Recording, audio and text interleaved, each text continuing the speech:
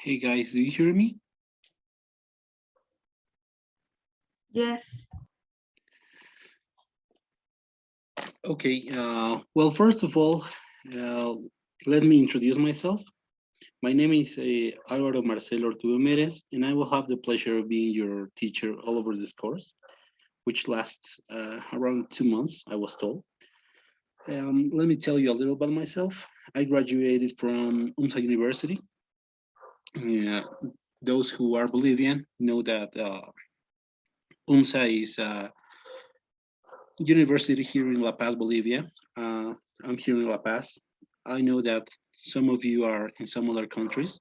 Let me welcome you all. Currently, I speak 3 languages. I'm going for my fourth one. Mm, As I was a medical resident for the specialty of hematology. However, due to some health issues, I couldn't finish my specialty. Uh, well, um, as all of you, I'm a doctor, or maybe some of you are still students, uh, future doctors. And I was told that you all have a good English level, so we're going to keep these classes in English, okay? If you do not get to understand something that we're talking about, or you have any doubts, you can ask me. I have here a main objective, which is that by the end of the course, you feel comfortable with the language when approaching a patient. And if you have any doubts, you have my phone number. You can write, and I will text back as soon as I can. Okay, as the Americans say, ASAP. Um, what else? The most important thing here is that you get to learn and understand the topics that we are going to discuss.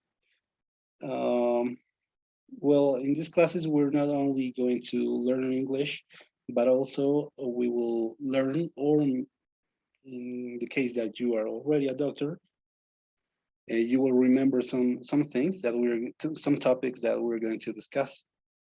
So first of all, I would like you to introduce yourselves, okay?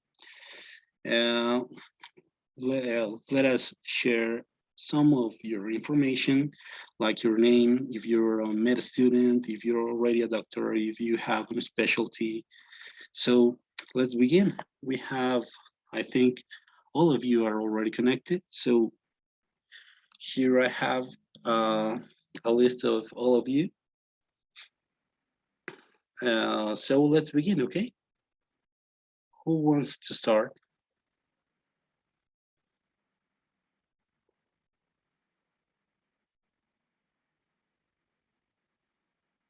Me. Okay, go ahead. So my name is Valeria Guerra. I'm a third year medical student and I'm from El Salvador. Okay, welcome, Valeria. It's nice to meet you. Um, okay, who's next? Me. Hello, everybody. My name is Paola Pocasangre. I'm a student. I'm 19 years old, and I'm so excited to learn a lot of English of all of you and our teacher. Thank you. Welcome to these classes. And who's next?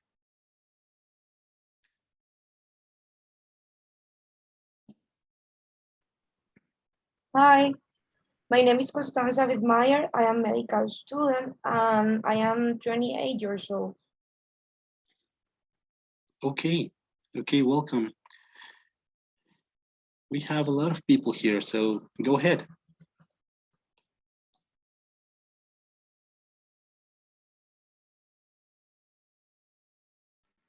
Hi, my name is Bernardo. I still be a student. Okay, Bernardo, welcome. I think he's the only guy here, the only man here. The rest is they're all women, right? So Welcome, Bernardo. And who's next?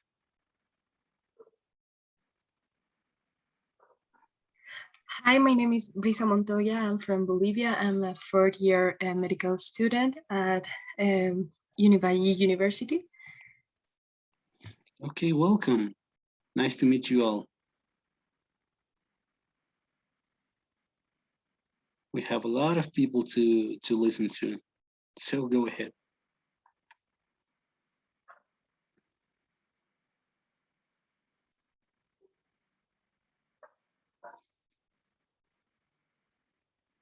Hello, guys. Are you there?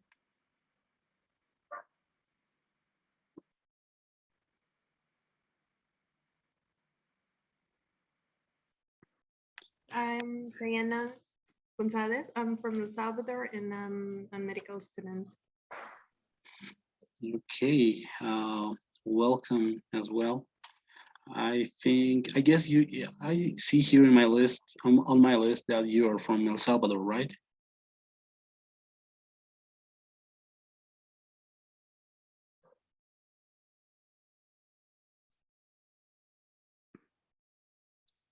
Okay, who's next? Who is going to introduce?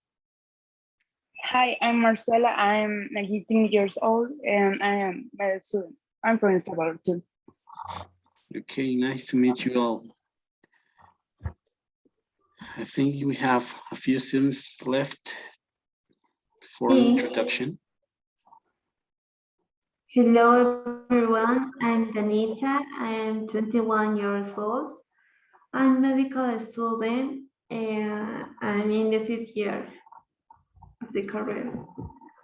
Okay, you're almost a doctor. Welcome. We have few people left to give us an introduction. Me.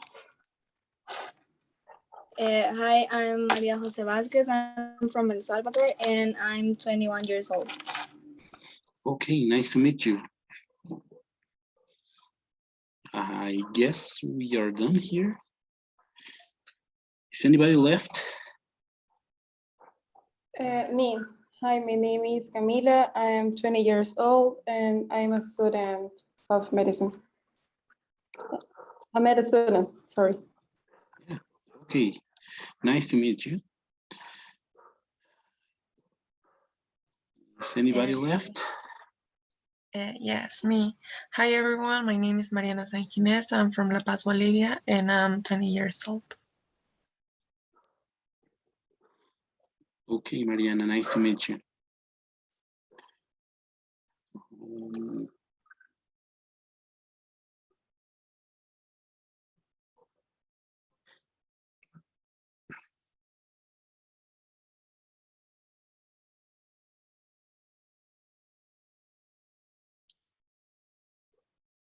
I think we're done, right? Okay, so as you can see, we have a summary of topics that we're supposed to discuss. And the first of all is health and illness, okay? Health and disease, as you want to say it. As you may know, this is the easiest one of all the topics that we're going to talk about. However, at the end of this class, I will ask you to participate, okay? I will give you some words, phrasal verbs, and expressions that are commonly used in medicine. Okay, so then you're going to participate. This will not be regular class in which only the teacher or professor speaks. I want you all to participate, okay? So let's begin. Here I have a summary of the topics that we're going to discuss. A little bit of history, introduction, main objectives, and you as a contribution as future doctors. Words, idioms that are commonly known as expressions, and phrasal verbs related to health and illness. That's where you're going to participate the most, okay? So a little bit of history. What's the definition of health? Let's start with Aurelius' definition of health. Health for him was an individual's state whose organic, physical, and mental functions are considered to be normal. This was back then, well, in ancient history, right? Well, here in ancient history, before the 5th century, the the diseases were considered to have peculiar magic and religious causes. Some of them, for example, some causes of disease were external and supernatural. The nature elements had a lot to do with this. For example, here in your screen, you can see Tlaloc. Uh, Tlaloc was a god. I think it's Mexico, some part like that. Was considered to be a god of the god of rain and thunder. That's why they related him to edema and ascites. So back in ancient history, diseases were considered to have very magic and religious explanation. As you also must have heard, we have Asclepius and Ischia. Asclepius was the Greek god of medicine, as you know, and Ischia actually was his daughter, was the Greek goddess of healing. Then we have Hippocrates and Plato. Hippocrates is also known, even in our days, as the father of ethics and medicine, and he had a more scientific view of medicine. He considered an organic cause for diseases. On the other hand, Plato had a more religious and magic cause for some certain illnesses. In Middle Age, between the 5th and 9th, sorry, someone's writing me here.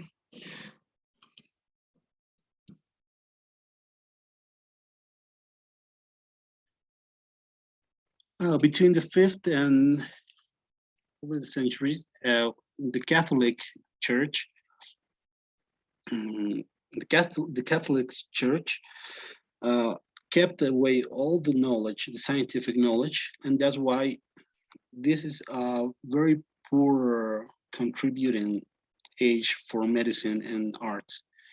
On the other hand, we have the Arabs. The Arabs didn't have this break, didn't have didn't have these rules that kept them away from scientific knowledge. So this culture gave a great contribution to science.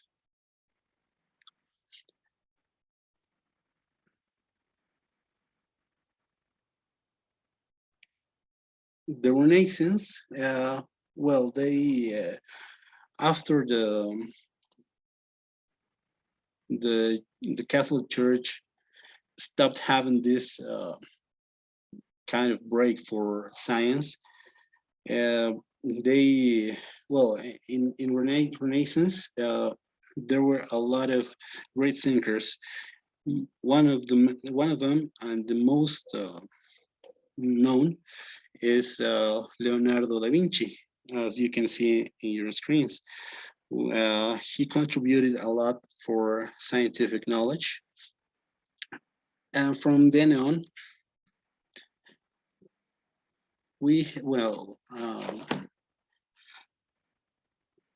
Van Leeuwenhoek, I know you must have heard of him, created the microscope, right?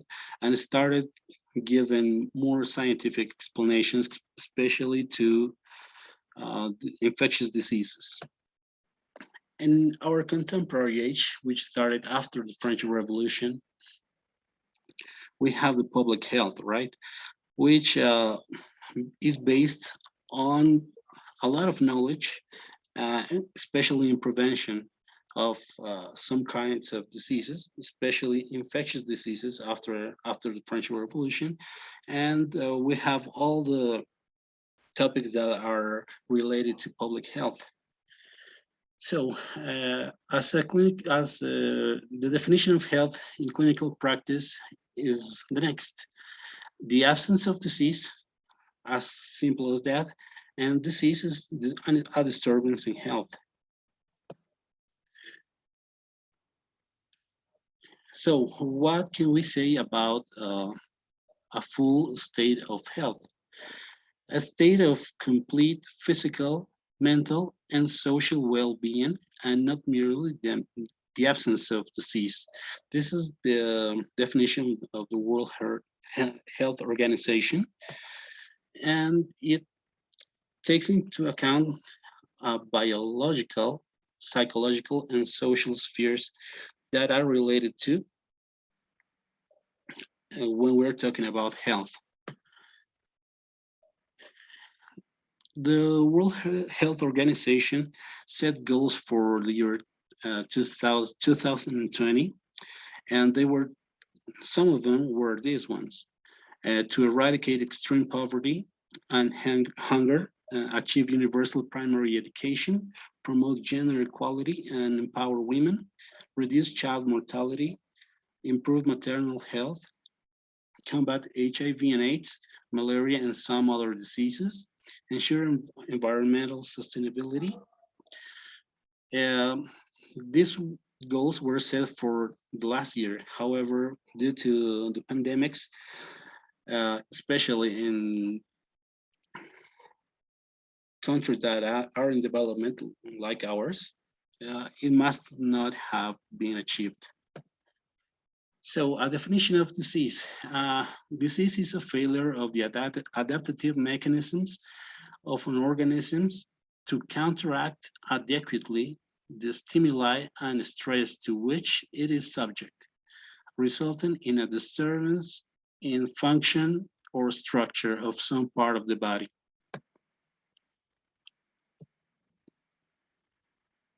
Here's an advice, a piece of an advice that, well, is on your screen, that says that there is no greater weapon than a prepared mind. So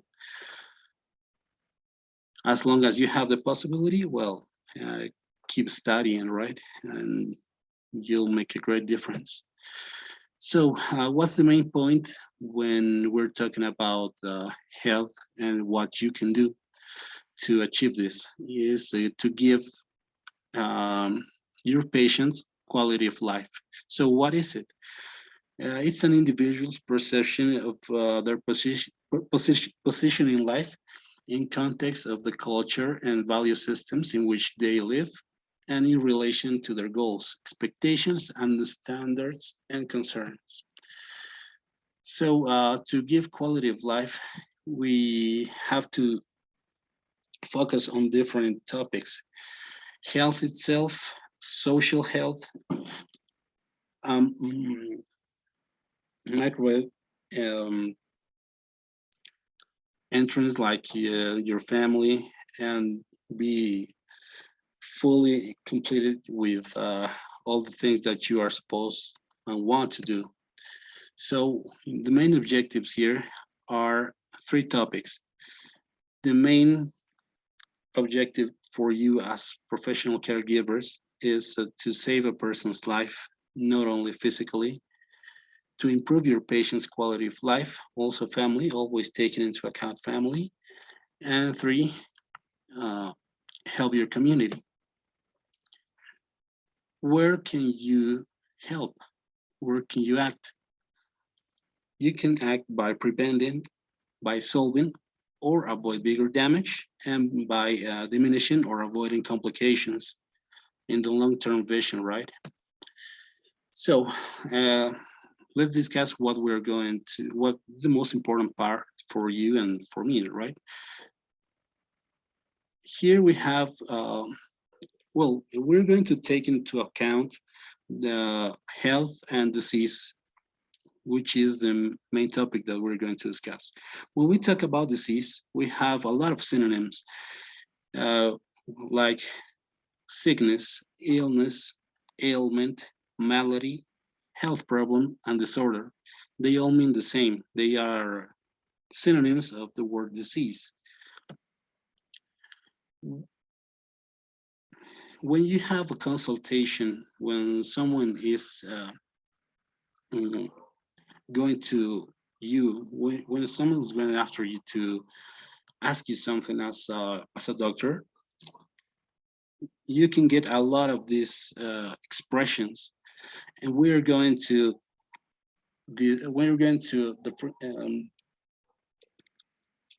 we're going to talk about some expressions between three similar words that have the main a main idea which is related to. However, right now we're going to discuss here these topics here. Well, as you must have heard, when someone is in pain, usually says, my X part of the body hurts, like my abdomen hurts, my back hurts, my chest hurts, my ear hurts, my head hurts, my pelvis hurts, my tooth hurts. This one here, the word hurt, has the S at the end of the word because it's in third person, right? So abdomen, back, chest, ear, head, pelvis, and tooth are a third person. So the verb has an S at the end, right? The next expression is that is commonly used by the patients is I feel. I feel chills. You know what chills is, right? I have fever, paresthesia, lightheaded, dizzy, my mouth is dry, I feel nauseated, I feel sick, I feel short of breath, I feel sleepy, I feel sweaty, I feel thirsty, I feel tired, I feel weak. Well, the next expression that patients commonly use when according to your consultation will be I cannot do something, right? I cannot breathe normally, hear normally, move one side, pass a bowel action normally, pass urine normally, remember normally. So the main problem, the main symptom that a patient has commonly is pain, right? So we have these three words that could possibly make us a little confused, which are pain, ache, and hurt. How do we use each one of them? Ache could be discomfort that continues for some time. It is mostly associated with a specific part of the body, and it is not extremely strong. So since this word ache is associated with a specific part of the body, you can say, I have a headache, I have a toothache, I have a stomach ache, right? What about the word pain? The word pain usually is stronger than ache. It is more sudden and it is more difficult to ignore. Here, I searched the pain for what you must have read about, that is pancreatitis, right? The pain in pancreatitis is one of the worst that a person could ever feel. And the word hurt, it is used as an adjective or verb, not a noun. And it is also used as injure. For example, when we use it as a verb, let's give an example. I went jogging yesterday and I hurt my knee or my ankle, right? The word ache and the word hurt can both be used as verbs. For example, the word ache, you can say my leg aches, or my head aches, right? We're using, well, we say aches because we're using it as a verb. Uh, in similar classes, we're going to have a lesson about the medical staff. However, here in this one and the next slide, we're going to take a slider view of the medical staff. We have a doctor here in the image, a nurse, and the patient, right? When we're talking about medical staff, we're talking about senior consultants, registrars, residents, interns. You know that in the US, well, here in Bolivia, an intern is usually a student that is in the last year of medicine career, right? So an intern here is not a doctor yet, but in the US, an intern is already a doctor that is about to become a resident, right? Well, student doctors are medical students, just like you guys. And when we're talking about nurses, we refer to nurse unit manager, associate nurse, and nurse practitioners, registered nurses, enrolled nurses, and some other allied health professionals and dietitians, occupational therapists, pharmacists, physiotherapists, and other hospital staff are clinical assistants, patient service assistants, porters, volunteers, work clerks. And now we're going to talk about vitals. Vitals, as you know, are vital signs. Actually, they're most commonly known as just vitals. That we all know we have 5 vital signs, right? Body temperature, respiratory rate, heart rate, blood pressure, and oxygen saturation. This last one was recently added to the list, right? About, I guess, 2 or 3 years. When we're talking about temperature, it can be measured in Celsius degrees and Fahrenheit degrees. When it is lower than the normal, we have hypothermia. Notice the pronunciation, guys. If you have any doubts, just let me know, okay? And when it's higher than normal, we have hyperthermia. It is different from fever, right? We're going to discuss that later on. When we're talking about respiratory rate, and it is lower than normal, it is called bradypnea. When it is higher than normal, it is called tachypnea. When we're talking about heart rate, which is different from pulse, and in the next slide, I will talk about a little more about that. When heart rate is lower than normal, it is called bradycardia, right? And when it is higher than normal, it's tachycardia.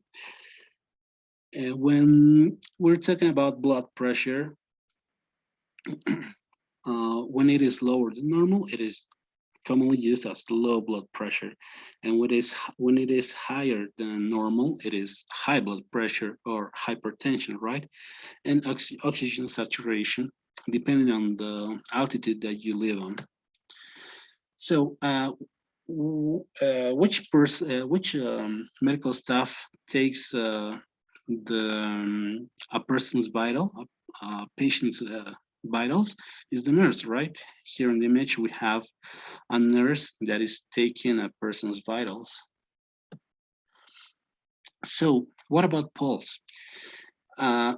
You all must have read about the difference between pulse, that is peripheral, and the heart rate, that you directly listen to the heart, right? When it is lower than normal, it is bradysphypnia, right? And when it is higher than normal, it is tachysphypnia. Why not just take into account the heart rate? I mean, when it comes to practice, and all the students that already went to a hospital and had a practice at hospital, um, take the vitals, right? As a student, you have to learn to take vital signs. And when we are asked about a patient's heart rate, we usually take the pulse. However, this is not fully correct, right? It is different because in some conditions, we can have a distorted view of what the real heart rate is if we just take the pulse. For example, when you have a patient who has a diagnosis of heart failure, right? I'm going to say it in Spanish, which is insuficiencia cardíaca, right? When a patient has heart failure and the heart is not pumping the blood in a proper manner, this myocardium is not fully it's not contracted in a correct way. So here we have a graphic of how the pulse is normal right here. It is normal. And in the next image down below, we have pulsus alternans. This, I'm going to, okay. Here, when we're talking about pulsus alternans, here is one beat of the heart that is commonly perceived by you, by any person that is checking on a patient. We have this normal amplitude pulse, right? But since the heart is not pumping well the blood, the next beat of the heart will not be fully appreciated when examining a patient. So we have a higher and a lower wave pulse. This is called pulsus alternans. This is commonly seen in heart failure, right? And when this pulse disappears, because when the heart failure is in an advanced manner, this one disappears and shows up only the next one. So if we have this, we perceive when examining the patient this pulse, and this one disappears, and the next one also shows up, and the next one disappears, we have the heart rate divided by the half, right?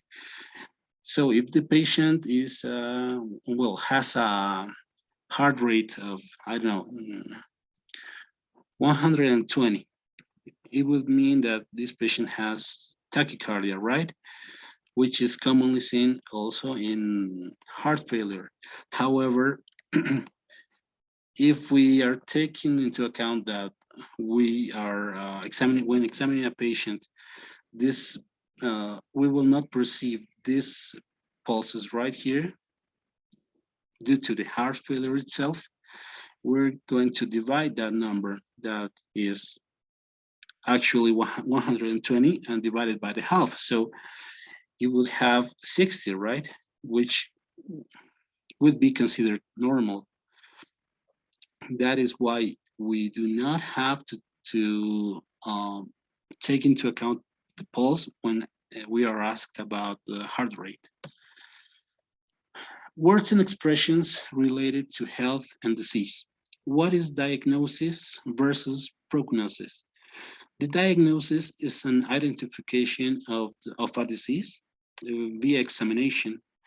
The prefix dia means through, during, or across. So diagnosis can be thought as a recognition of a disease during an examination or observation. And prognosis follows a diagnosis, and it is the prediction of its course and treatment. The prefix pro means before. So when we're talking about prognosis, it essentially means that knowledge by beforehand, right? And by extension, it is used to indicate how a situation is likely to turn out. So we see prognosis in a long term, right? We have good prognosis or a poor prognosis.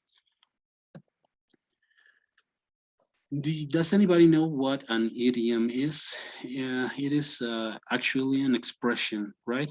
It is, here it says, a group of words which have a different meaning when used together from the one they would have if you took the meaning of each word separately. So an idiom is just an expression, something that if you read it wouldn't make sense, but when it is when this expression, this idiom, you a patient tells you some of the idioms we're going to discuss, you are going to understand what the patient is meaning. So we have idioms that are related to health and disease. To be in good shape means to be in good health and physical condition. To feel or to be as good as a fiddle is to feel to be very healthy. Does anybody know what fiddle means?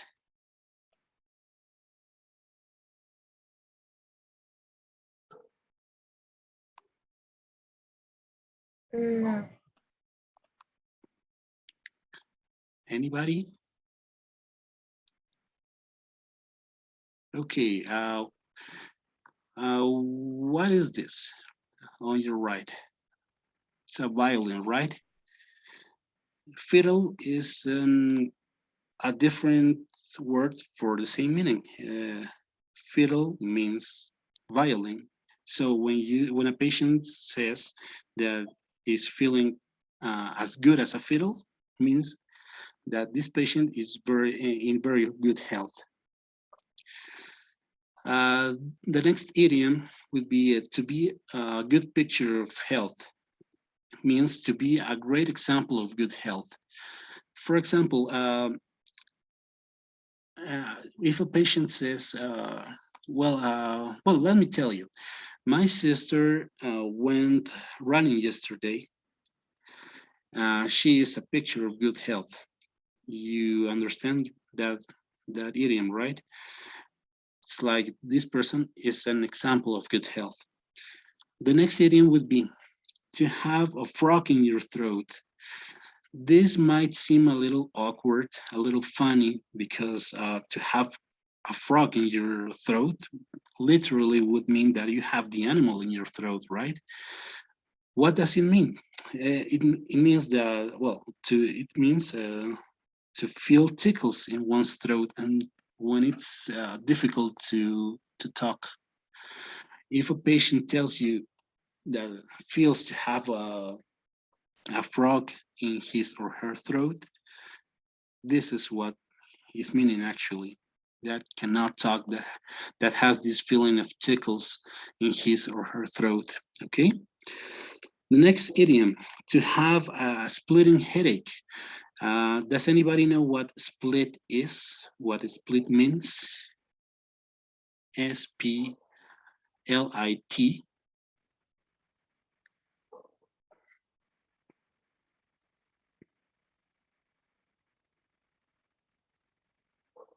Anybody, guys? Terrible. Sorry? Terrible. Uh, Literally, no. Split is like cutting something in half, like you divide something. That is to split. When you play, when you go to the bowling, you make a split, right? You throw the ball, and mm, they all split. They divide, right? To have a splitting headache would mean that this headache is so strong, this pain is so strong that it feels like splitting your head. Okay, to have so it means to have a very bad headache that you feel that your this headache is so bad that you feel your head splitting by it. Okay, next idiom: to be or to look or to feel under the water. This is an expression that you would commonly use in a polite manner. Okay, it's like you run. Does anybody know what run into someone is?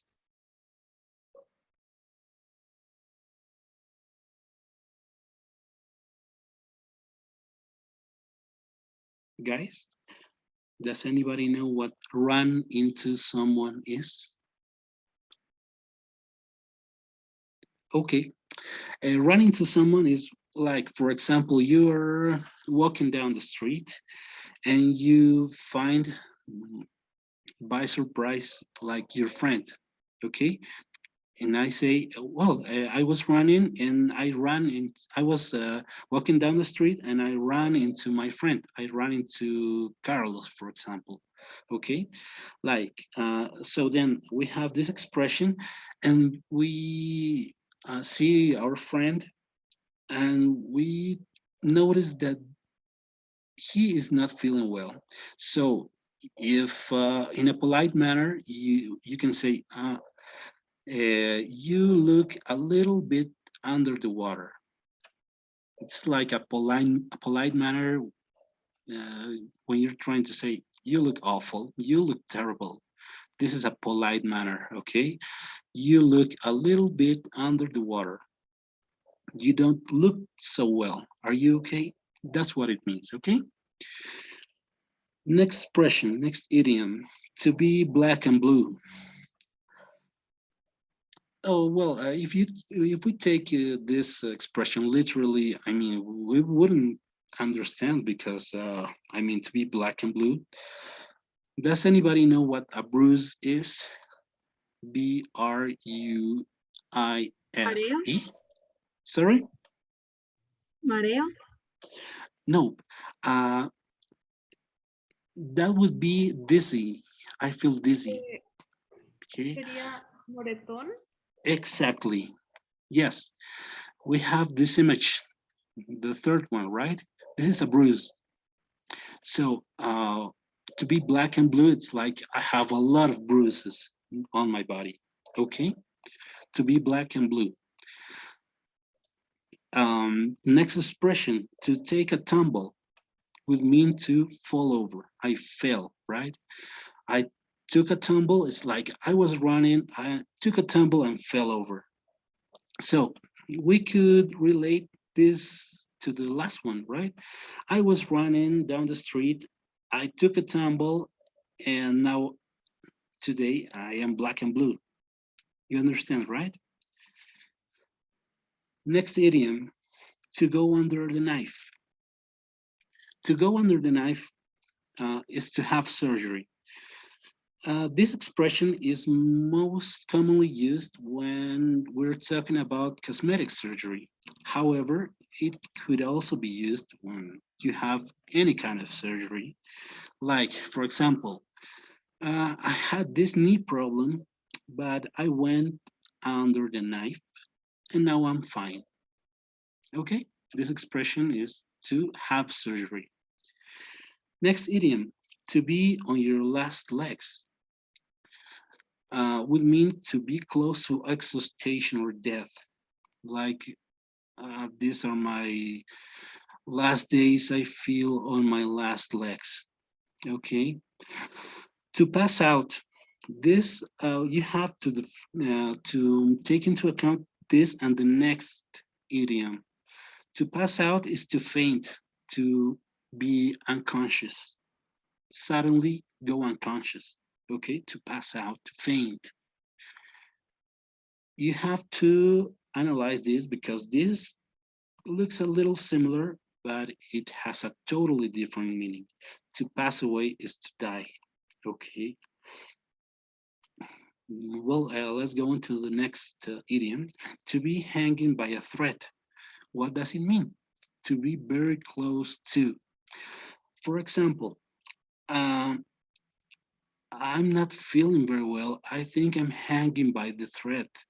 I think I'm going to be sick, right? Like when you feel that you are close to getting sick. Okay. So those are some expressions. There's a ton of other idioms or expressions that are related to health and disease.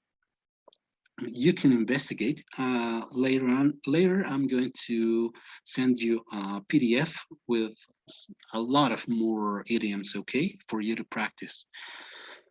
Now we're going to talk about phrasal verbs. You must have heard of phrasal verbs, right? A phrasal verb is a phrase that indicates specific actions. It combines a verb with a preposition or adverb that functions as a verb, whose meaning is different from the combined meaning of the individual words. So we take a verb and we combine this verb with some other word and make a whole new verb that is much more specific. This for a phrasal verb is so specific that we do not have phrasal verbs in Spanish, right? We here on your right, you can see two phrasal verbs that are the easiest ones. We have turn up, right? We turn up when you say it. Well, we're having a party. Let's give an example. We're at a party. We're having a party, and we ask our friend to turn it up, right? That means to turn the volume up, to magnify the volume, right? The opposite would be to turn the volume down, right? So we're taking one verb, which is turn, combine it with another word, and make a whole new verb that is much more specific than the word turn, right? So we have phrasal verbs. We have a lot of phrasal verbs that are related to health and disease. Before we get to that,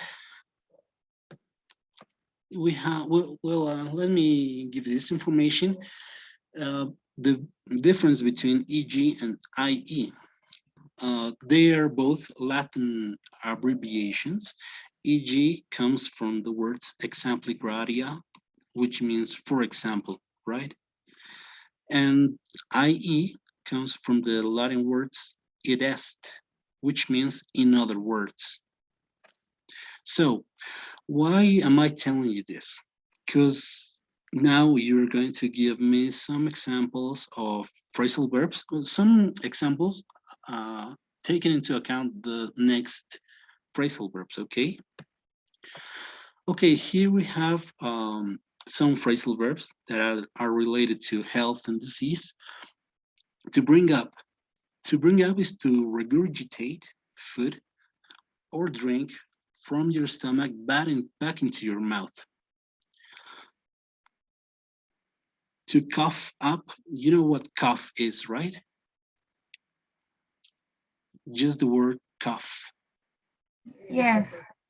Okay, so cough up is to bring phlegm or blood by coughing. Okay, to throw up is to vomit. To pull through is to recover from a serious illness or injury. To break out in something is if you break out in a rash, it appears in your skin. To wear out is to make one feel very tired. To puff up is to swell or cause to enlarge. And to flare up is if a disease flares up, it suddenly returns again. Okay, so now with these meanings, I will ask you to give me some examples with these phrasal verbs.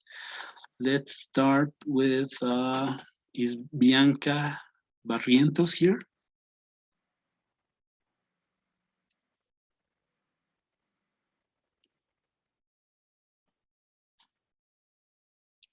Bianca, are you here?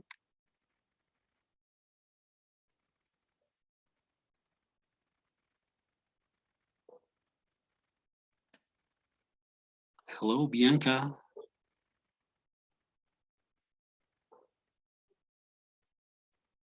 Well, I guess she's not available right now. So let's go on with Danitza Burgoa.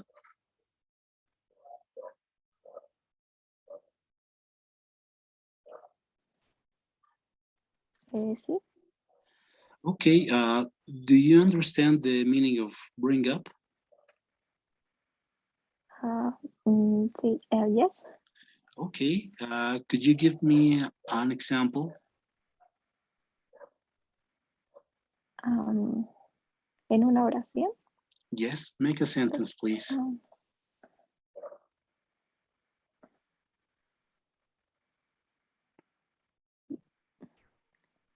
If you want me to explain the meaning, that's no problem. Again, please. Okay, to bring up is like when you have reflux, right? You must have read of reflux. The contents in your stomach goes back up to your mouth, right? That is to bring up. So it is to regurgitate food or drink from your stomach back into your mouth. It goes up. That is to bring up. For example, I'm going to give you an example. Did anybody hear about rumination?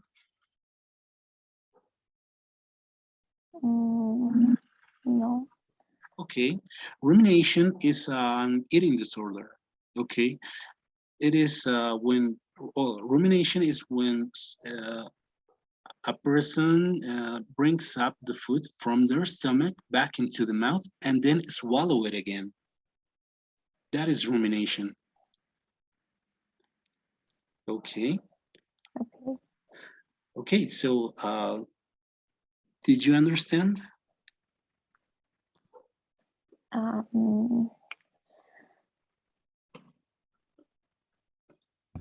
Bring up is like a vomit, or another word that related with other word. I don't know. Bring up. I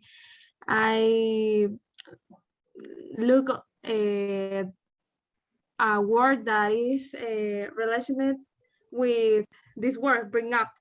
I think is I vomit. A lot of no sé. More or less, yeah, you're going the right way, more or less.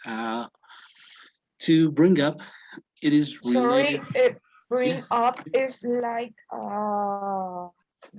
reflujo. Exactly, it is exactly related to reflux, right? Yeah, we have physiological reflux, and yeah, also we have pathological reflux. We're going to discuss more about this when we get to specific disorders. However, let me give you an advance.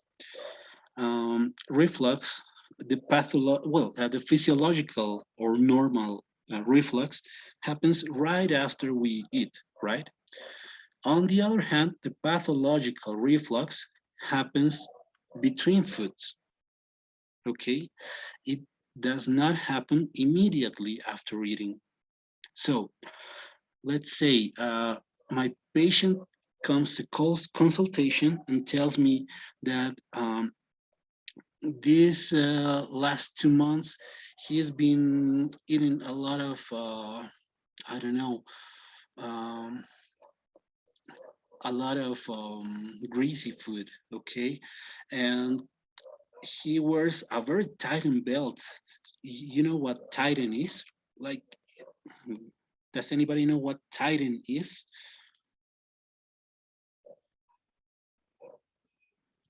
You know the word belt, right? So when it is very adjusted, it tightens. When it is tightened up, it increases the intra-abdominal pressure.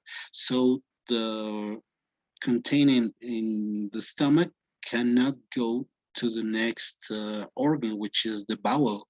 So it goes back up the esophagus and into your mouth, right? That is reflux. That is why a tightened belt or tightened garment is clothes, clothes that are very, very tightened tend to get to lead to our patient to reflux. Okay, so yes, it would be a good example with reflux. Like this patient has been eating a lot of greasy food and tells me that lately this person has been feeling like the food is going back to his mouth or his or her mouth. That is to bring up food. Okay. Well, next phrasal verb, to cough up. Can anybody give me an example with this phrasal verb, to cough up?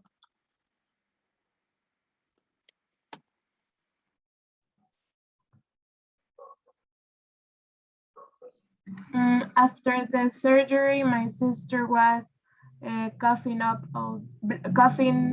blood all day. Okay, that's great. That's a good example.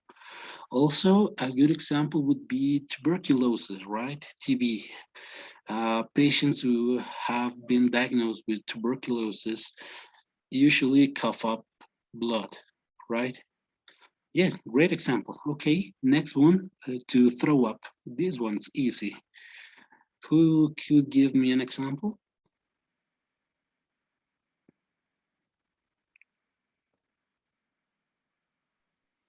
I drink a lot of coffee. I think I'm gonna throw up.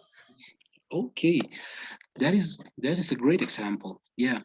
Did you know that coffee, due to caffeine and greasy food, tend to relax the muscles of the lower sphincter of the esophagus? So yes, it would, uh, in some manner, cause a person to vomit, yeah, to throw up. Okay, great example. Next one, to pull through, is to recover from a serious illness or injury. Anybody?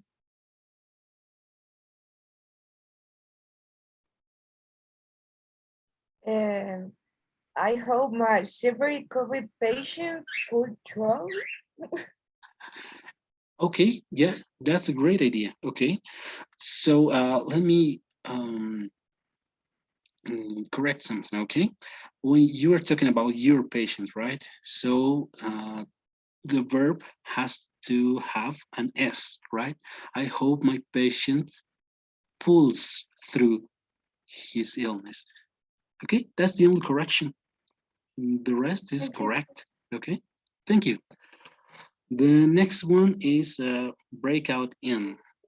This is kind of difficult. This has two words after the verb, right? So we're going to leave it and take into account the next one, to wear out. Uh, does anybody know what wear means? Just the word wear. It's a verb, right? Usar. Sorry? Usar. Wear. Yeah, wear. Like I'm wearing a t-shirt, for example, right? Yes. And to wear out is to make one to make one feel very tired. Like I was I had a 24-hour shift yesterday, so now I'm worn out, right? Why do I say worn out? Is because when you describe something, when you turn a verb into an adjective, has to be in past, right? So the past of the verb wear is worn. So I, as I said in my example, now I feel worn out, right? Can anybody give me another example with wear out?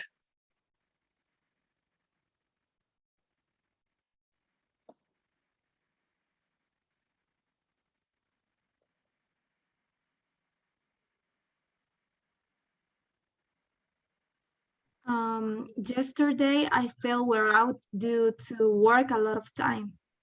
Okay, that's great. However, you said I was wear out, right? It would be I was worn out. Has to be in past to describe, to turn it into an adjective. Okay, I was worn out. Yeah, but it's correct. The rest is correct. You get the idea. You got the point. Okay, next phrasal verb, to puff up, to swell or cause to enlarge, to make something bigger. Okay, to swell. You know what swell means?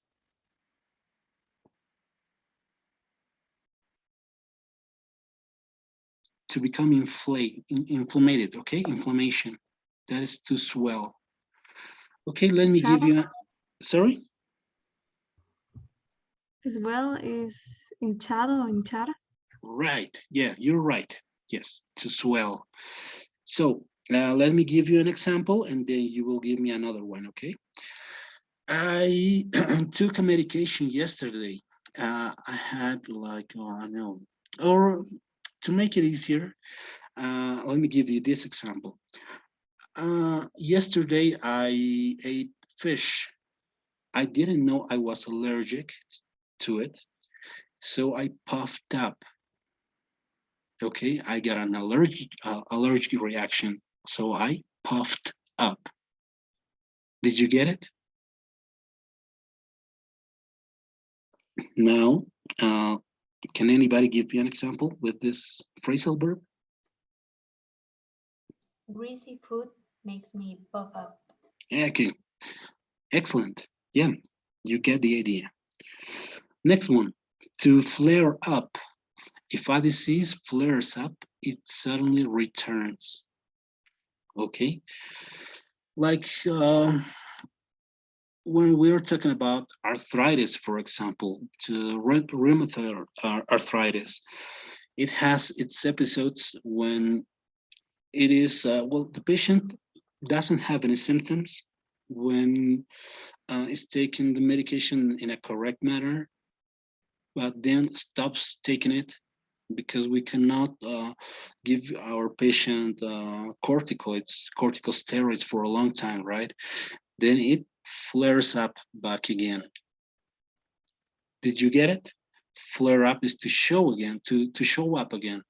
Like something is, this disease is controlled, then the patient stops taking his or her medication, then it flares up.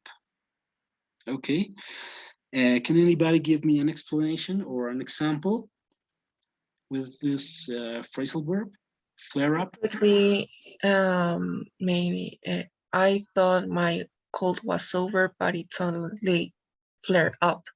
Okay, great. That was a good one. Okay, that was great. We have a lot more.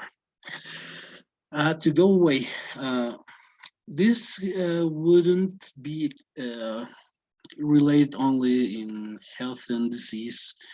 This is a phrasal verb that could have a lot of meanings.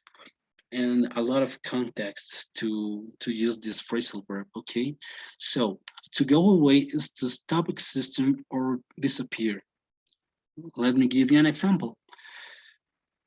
I had this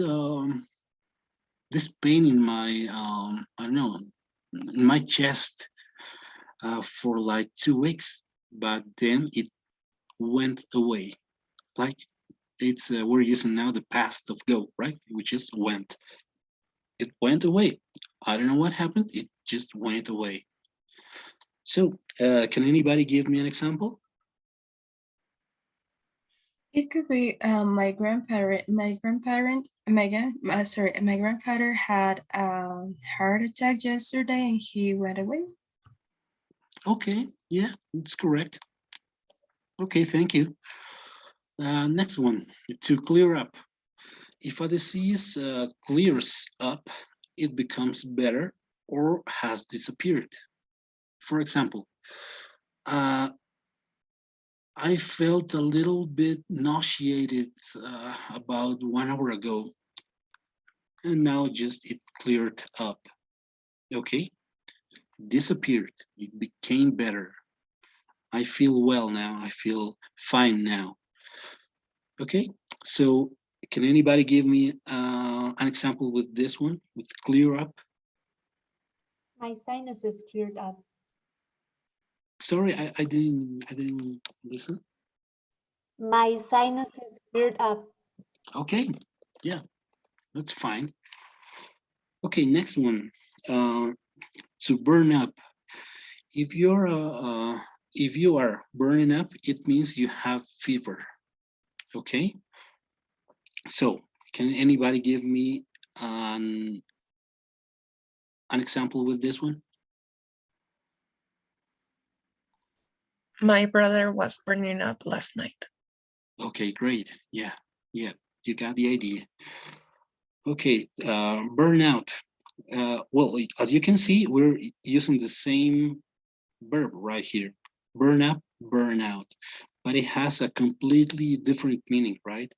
Here we have burnout. What does it mean?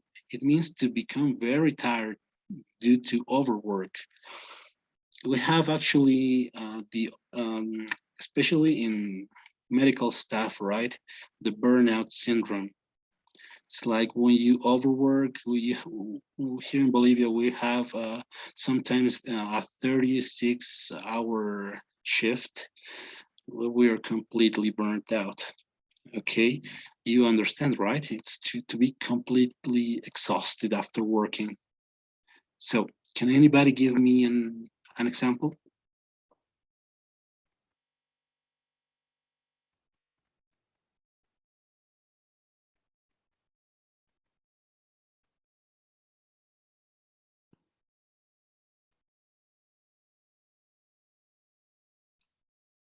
Hello, guys.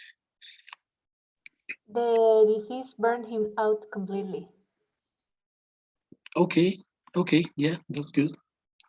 Okay, next one, to pack up. It means when a part of your body stops working. Let me give you an example. My patient used to smoke 20 cigarettes a day, and he kept doing that for like 30 years. Now his lungs packed up. His lungs stopped working. Okay, I think it's understandable. Yeah. Can anybody give me an example with pack up? Like, give me a context and say that this organ is not working anymore. After my brother drank a lot of Coca-Cola, his I forgot this part of the body, riñones, sorry. Riñón? Yeah.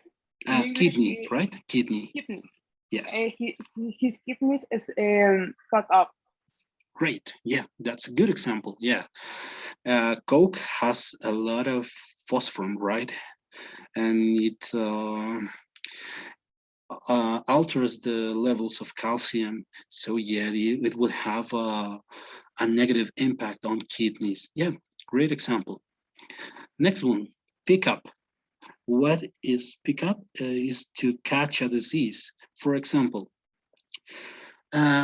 yesterday I went to the hospital and talked to a patient that didn't that was looked a little bit under the water, and I think I caught a cold from him.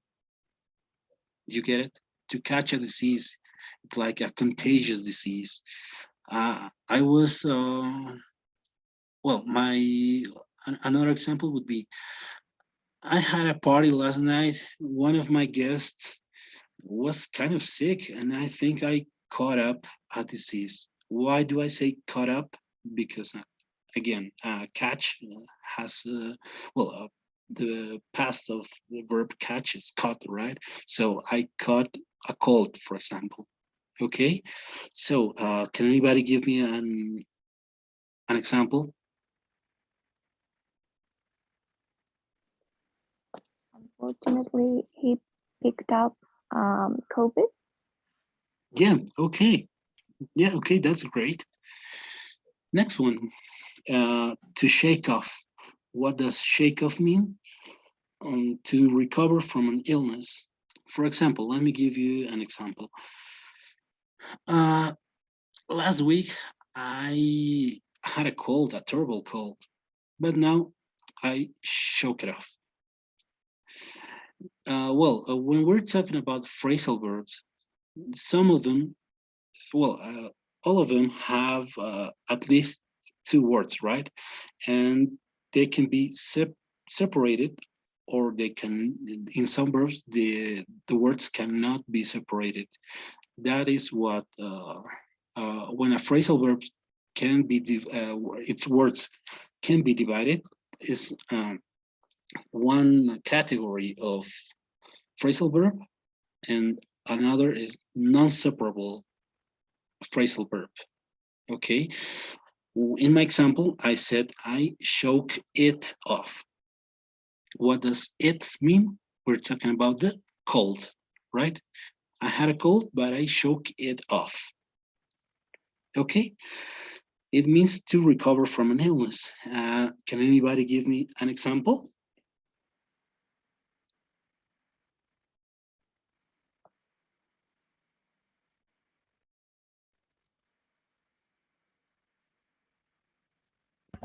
Last night I had a fever and today I shook up. Okay, it would be I shook it off, right? We're talking about the fever, so shook it off. Yeah, that's great. Good example. So, if anybody, does anybody have any doubts? And later I'm going to send you two PDFs with phrasal verbs and some other expressions that are related to health and disease. If you have any doubts, just let me know. Here you have my phone number. I will write back ASAP. Does anybody know what ASAP mean? As soon as possible. Okay, that's great. So thank you.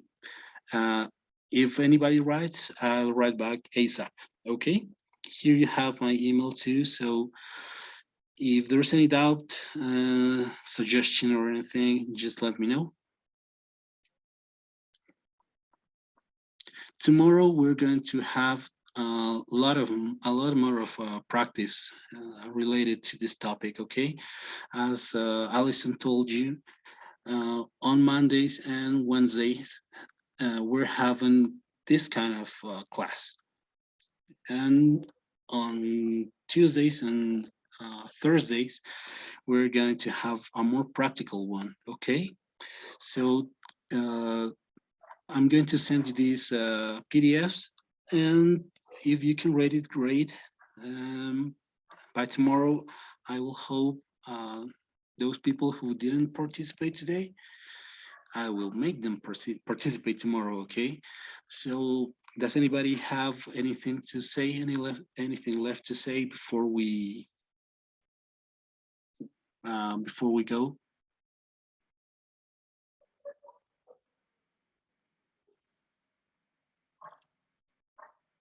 Okay, guys. Allison told me to give you a quiz. I will send it to the WhatsApp group, okay? So if you can answer some of the questions, it is not academic, it is just for executive English purposes. So later, if you can send them to Allison or maybe the group, I guess, please do it. And I'll see you tomorrow, okay? Okay, see you. Okay, good night, everyone. Good night. Bye. Good night. Thank you. Thank you. Good night. Thank you. Thank you.